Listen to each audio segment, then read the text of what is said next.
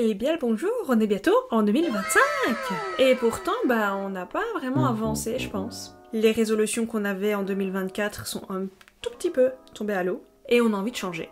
Clairement, moi j'ai envie de changer, j'ai envie de me dire maintenant je reprends ma vie en main et je suis une meilleure version de moi-même. Spoiler, c'est le titre de la vidéo. Et ouais, parce que être pas la meilleure version de soi-même, mais une meilleure version de soi-même, ce n'est pas juste avoir une motivation temporaire et de changer toutes ses habitudes de vie, mais ce sont des petits changements, des changements qui sont durables et qui font qu'on va tenir sur la durée. Donc, moi ce que je te propose, c'est de devenir une meilleure version de toi-même et non pas la version de toi-même. Après, si toi t'as envie de changer tout, c'est ton problème, hein. Et d'ailleurs, je te félicite.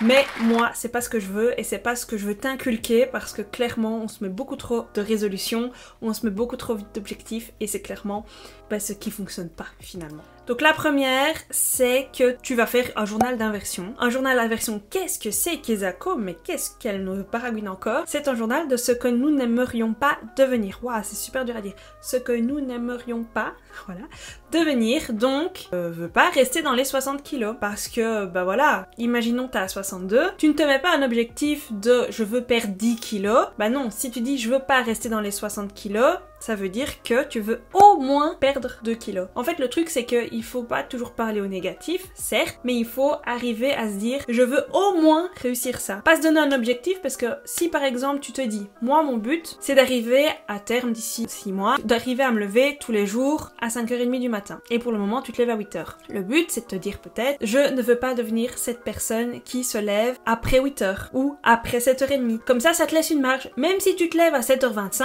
t'as réussi ton challenge. Alors t'es pas encore aux 5h du matin, mais t'as réussi.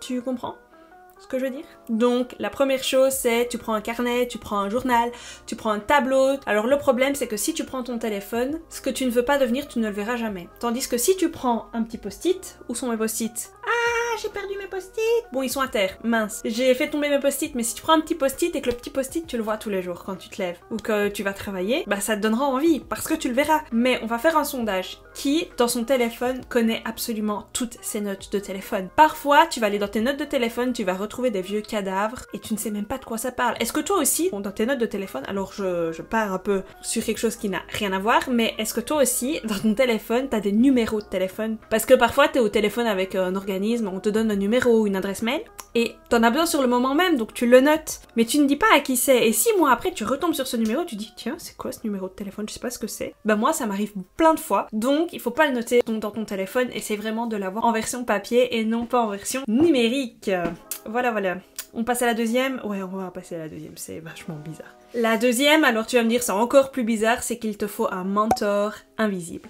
Un mentor invisible, qu'est-ce que c'est? C'est la personne à qui tu voudrais ressembler, c'est la personne qui te tire vers le haut, c'est une personne qui, si elle était en face de toi, si elle était à côté de toi, te donnerait des conseils pour y arriver, pourrait te motiver, pourrait te botter les fesses quand t'as pas envie de faire quelque chose qu'il faut. Et c'est de se dire aussi, cette personne-là, à cet instant T, qu'est-ce qu'elle ferait à ma place? Si elle était dans ma situation, qu'est-ce qu'elle ferait? Moi, typiquement, j'ai beaucoup de migraines et parfois j'ai la flemme de monter mes vidéos parce que j'ai la migraine et que j'ai pas spécialement envie de commencer à bosser sur mon PC ou faire de la retouche photo. Et mon chéri me dit toujours, est-ce que tu crois que Squeezie, quand il a commencé, il avait la migraine, il le faisait pas? Non. Squeezie, s'il a voulu réussir sur YouTube, il regardait pas s'il avait la migraine. Il avait la migraine, il bossait quand même. Alors oui, c'est un hobby, mais il est vrai que si par exemple, moi mon but c'est de me percer sur YouTube, forcément, si j'ai un mentor comme Squeezie qui est quand même un des plus gros youtubeurs français, alors on fait pas du tout la même chose, mais c'est vraiment pour vous donner une idée de oui, du Squeezie, et c'est vrai que parfois je me dis, Squeezie, est-ce qu'il le ferait? Ouais, il prendrait sa caméra, il y va et c'est parti. Et moi aujourd'hui, je viens du boulot, je dois tourner une vidéo, j'étais pas pumped up pour le faire, et puis je me suis dit, mais si tu le fais pas, tu vas prendre du retard, et après t'auras pas de soirée, parce que Squeezie, le dimanche soir, sa vidéo elle sort, et on est tous contents d'avoir la vidéo de Squeezie. Donc, ayez un mentor invisible. Ça peut être une personne connue, ça peut être une personne inconnue au bataillon, ça peut être une personne de votre entourage, ça peut être une personne que vous connaissez personnellement ou non. Regardez, moi Squeezie, je le connais pas, je le texte pas sur WhatsApp en disant yo mec, comment tu vas, on se fait une bouffe ce soir. Non, Squeezie, je le connais pas, mais ça pourrait être votre grand-mère, ça pourrait être votre tante, ça pourrait être votre chérie, ça peut être vos enfants. Bref, il y a plein de monde sur Terre, je crois qu'on est 11 milliards, un truc comme ça, donc je pense que ça peut être une personne décédée aussi, hein. Si vous, votre but c'est de devenir une chanteuse hyper à voix et que vous devez absolument chanter de tout votre âme et apprendre des cours de chant, vous n'êtes pas obligé de prendre Céline Dion, vous pouvez prendre Whitney Houston, c'est pas parce qu'elle est morte qu'elle pourrait pas décider, enfin bref. J'arrête. Et on continue. Alors la troisième, elle est un petit peu spirituelle, je vais dire. Et c'est un truc qui a été inventé par un mec que je connais pas, mais c'est une technique que je connais pas. Enfin si, je la connais, mais voilà. Et c'est la technique du 20-20-20 qui a été introduite par Robin Sharma. Je sais pas comment ça se dit. Mais voilà, ça a été introduit par lui. Il faut quand même rendre à César ce qui est à César, ce n'est pas à moi. Voilà. Le principe, c'est qu'une fois par jour, vous allez consacrer 3 fois 20 minutes. La première, c'est à de la méditation, de la réflexion. La deuxième, c'est à faire de la formation personnelle, se former personnellement, et d'ailleurs j'y reviendrai plus tard. Et la troisième, c'est de faire de l'exercice. Alors lui, Robin machin là, Chick Sharma, alors il dit il faut prendre 60 minutes tous les matins.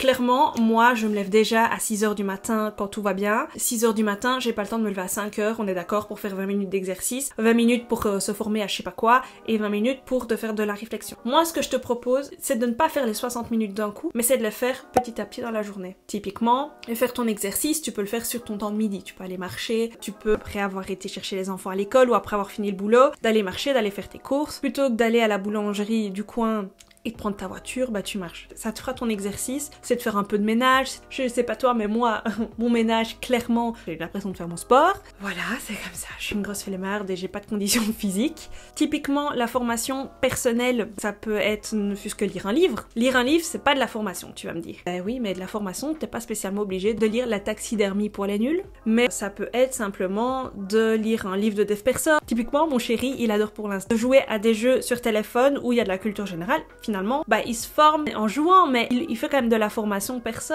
et voilà, donc c'est des manières de s'instruire, je vais dire, autrement. Et la troisième, c'est de faire de la réflexion, de la méditation. Alors soit tu peux faire ça quand ta collègue t'énerve au travail, mais ça peut être aussi, se passer spécialement tout seul, de se raconter sa journée à son ou sa chérie, d'être dans son lit et de repenser à ce qu'on a fait, qu'est-ce qu'on aurait pu faire de mieux, qu'est-ce qu'on n'a pas eu le temps de faire, refaire un petit peu le point de la journée dans son lit avant d'aller dormir ou en mangeant. C'est un moyen d'échange, nous on adore, c'est pendant le repas du soir, échanger, discuter, dire ah tiens, est-ce que t'as pris rendez-vous chez le médecin? Bah non, il faut que je le fasse demain. Est-ce que t'as payé cette facture-là? Oui, je l'ai fait, etc. C'est un peu de la réflexion, c'est pas vraiment de la méditation, mais pour moi c'est 20 minutes où il faut un peu refaire le point de sa vie, et pour moi ça c'est super important, c'est de faire le point sur ce qui se passe à l'instant T et qu'est-ce que je peux faire pour améliorer ma vie à l'instant T, pas spécialement sur 6 mois. Ensuite, la quatrième, c'est très difficile à faire, mais on sait que c'est possible, c'est le rituel sans écran. Est-ce que je le fais en ce moment? Absolument pas, parce que je joue à Monopoly.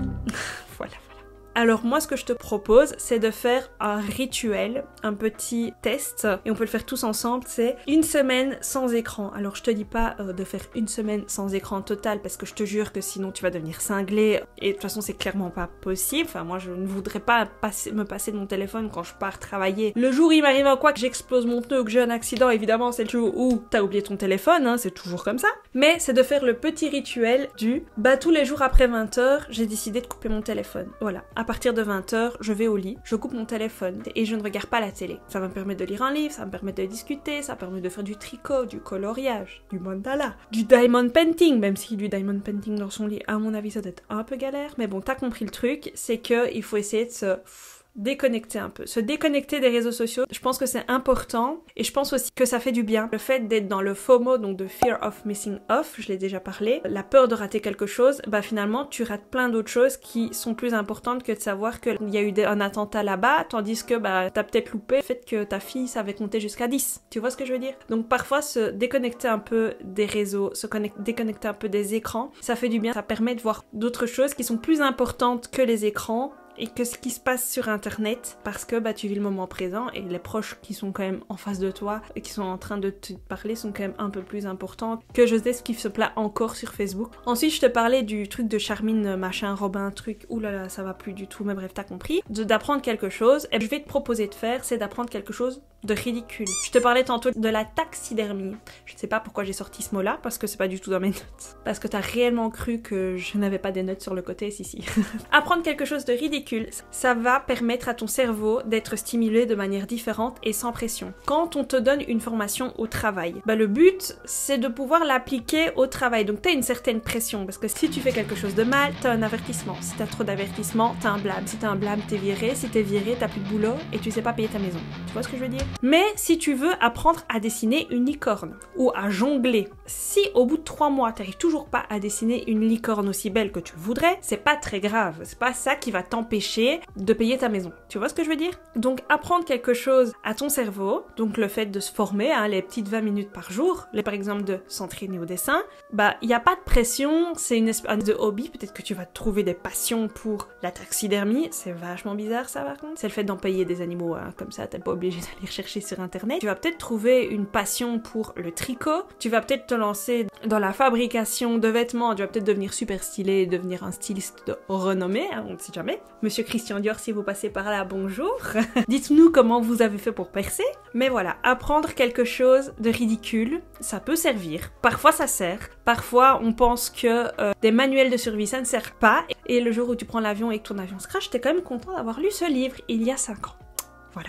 Avant-dernière astuce, je pense qu'il faut te donner des affirmations positives et personnalisées. Je m'explique mon petit bouchon. Parfois, on se sent seul, on a cette impression de ne pas être soutenu, on a cette impression qu'on n'arrive jamais à se porter vers le haut, et moi je te le dis, tu ne dois pas apprendre à compter sur les autres, tu dois apprendre à compter sur toi-même. Et parfois, t'as pas cette motivation, que t'as pas envie de te dire « Allez, ça va aller, allez, je suis forte, allez, je peux le faire, je peux y arriver, je peux surmonter ça. » Donc, moi ce que je te propose de faire, c'est de prendre ton petit téléphone et d'enregistrer des phrases clés. Alors pourquoi tu vas pas prendre des phrases que moi je vais te donner, par exemple, telles que « Tu es la plus forte, tu es la meilleure, tu peux surmonter les épreuves de la vie ?» Parce qu'il a été prouvé scientifiquement, madame, que si tu entends ta propre voix, ça stimule beaucoup plus au niveau de tes tripes, de ton tréfonds, de tout ça. Donc il faut vraiment que tu te filmes ou que tu t'enregistres et que tu te mettes des petites notes, en mettant par exemple le titre sur chaque vocale, parce que si tu dois réécouter chaque vocale pour trouver la bonne phrase, c'est un peu galère. Mais ça va te permettre peut-être quand tu as des coups de blues, quand tu as des coups de mou, quand tu as envie justement d'être stimulé et d'être poussé en avant et qu'il n'y a personne, parce que tu peux pas compter sur les autres, clairement, il faut compter que sur toi-même. Et Hunger Games, la vie c'est Hunger Games, c'est marche ou trébuche, donc clairement, ces petites phrases-là, en fait finalement c'est ton petit Jiminy Cricket qui est juste là et qui va te parler en disant « T'es la meilleure, vas-y, tu peux le faire, you can do it !» Enfin voilà,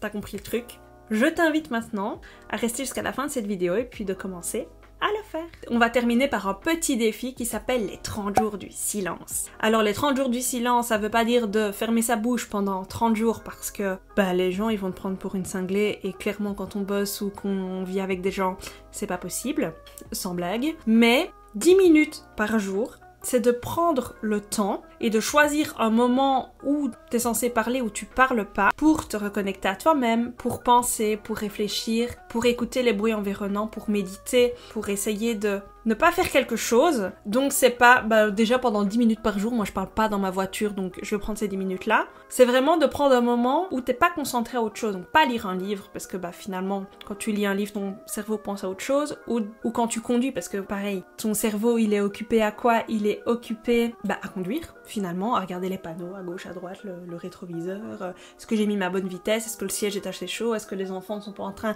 de déchirer mes sièges arrière, enfin bref, t'as compris.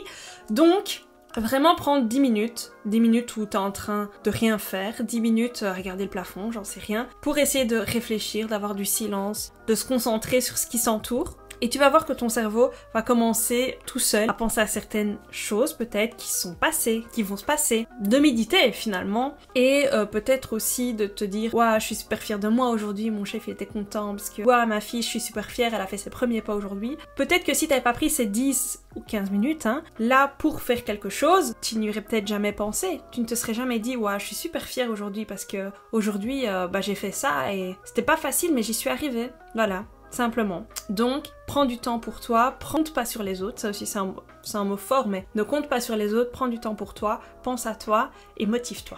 Sur ce, c'est la fin de cette vidéo. J'espère qu'elle t'a plu. J'espère que tu vas réussir à trouver un moyen d'être une meilleure version de toi-même. Si la vidéo t'a plu, n'hésite pas à me laisser un petit commentaire, de mettre ton plus gros pouce j'aime et de t'abonner si ce n'est pas déjà fait. Moi, je te fais de gros bisous et je te dis à la semaine prochaine. Ciao, ciao!